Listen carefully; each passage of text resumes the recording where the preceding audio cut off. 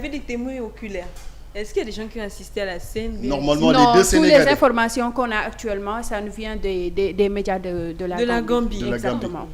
Mais moi, ma question est que les deux Sénégalais, normalement, ils doivent nous dire qu'est-ce qui s'est passé, parce que les deux Sénégalais aussi, ils sont impliqués, parce que quand on te trouve dans un lieu vraiment qui n'est pas favorable, tu es impliqué dedans. Oui, c'est ça, ils ont une version de l'histoire et ils doivent s'exprimer. Et mais normalement, s'ils sont déjà saisis par la police, ils n'auront pas l'occasion de parler pour le moment. Et surtout, c'est le territoire gambien. Exactement. Ça, et c'est triste, et vraiment, le jeune, il était en soutien de sa famille, et vraiment, il avait plus de 1 million de followers sur les réseaux sociaux, et paix à son âme, et vraiment, c'est un peu, voilà, bon, c'est la vie, c'est la vie.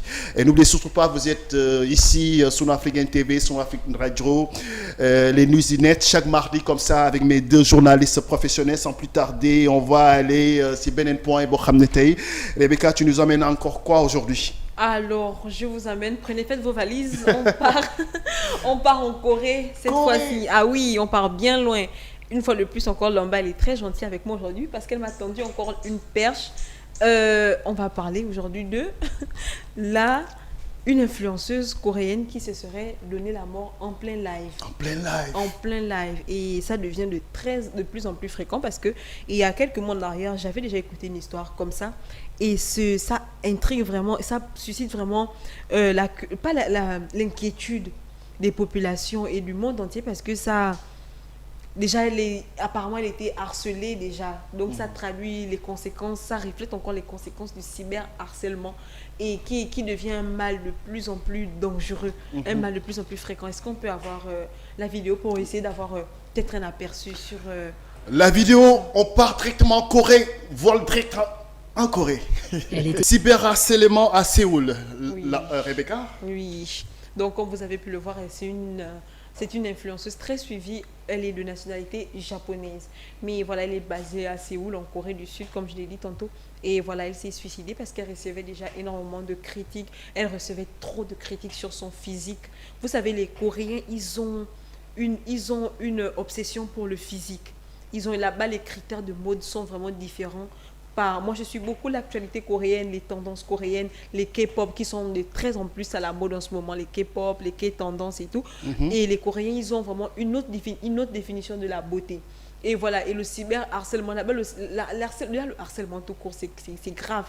Mais le cyberharcèlement l'est encore d'autant plus parce que tu ne sais pas qui t'attaque, tu ne sais pas où contre-attaquer, tu ne sais pas quelles sont les mesures que tu peux prendre. Et voilà, elle est décédée en plein live et tout.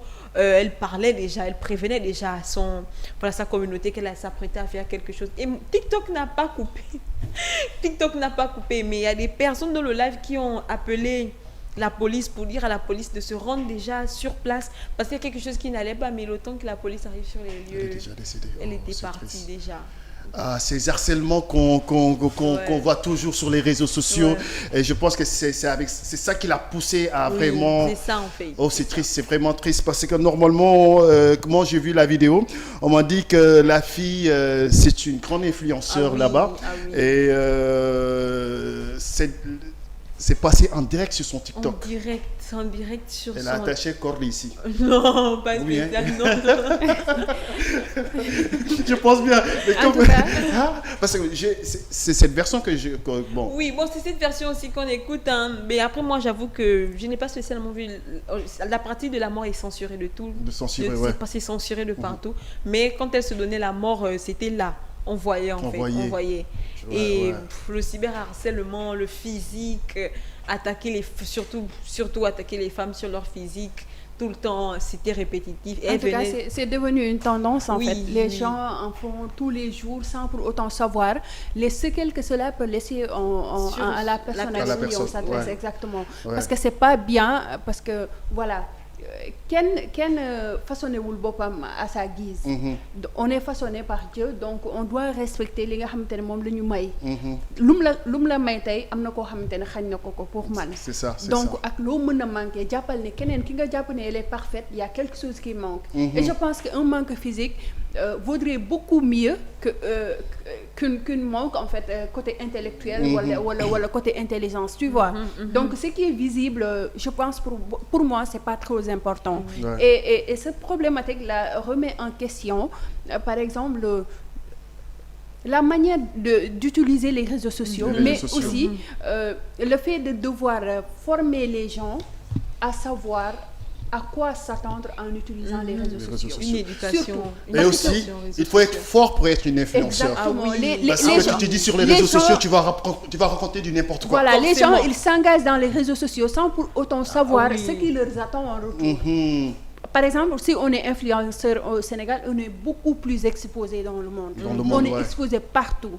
Tout le monde peut se lever un jour et t'intimider, entrer dans ta vie privée, parler de ce qui leur concerne et ce qui ne leur concerne pas. Donc, c'est ça. Les gens doivent avoir une mentale de fer pour pouvoir être un bon influenceur. Exactement, s'en sortir. Parce que tu vas raconter du n'importe quoi, tu vas avoir du n'importe quoi. Parce que le portable, l'Internet, c'est facile. Et tout le monde a cet accès. Et moi, je me dis que il y a beaucoup de gens qui sont vraiment, qui ne veulent pas le bonheur des autres. Même s'ils te voient dans un lancer vraiment, il essaye de tout faire pour Yakala. Et ça, c'est pas bon. Et je pense que c'est un exemple que tout un chacun doit prendre pour que Jean-Henri Benlendal, si vous voulez être un influenceur, il faut être fort et dur. Parce que dis-toi que il y a énormément de gens qui vont venir te dire n'importe quoi. Il faut être très mentalement. Voilà. On a pris le vol pour partir à Corée. On va revenir ici au Sénégal, Dakar, de Sunu Afrique NTV, Sunu Afrique Radio. Benen point bu ñu ñëw si ligne Lamba loo ñu indil si benen point bi. Alors ñu gis ni gis fan yi nii benn vidéo boo xamante ne mu ngi circuler montrant un agent de la police en direct, je ne sais pas si c'est un live ou bien il était en train de s'adresser de manière inappropriée aux femmes. J'ai comme l'impression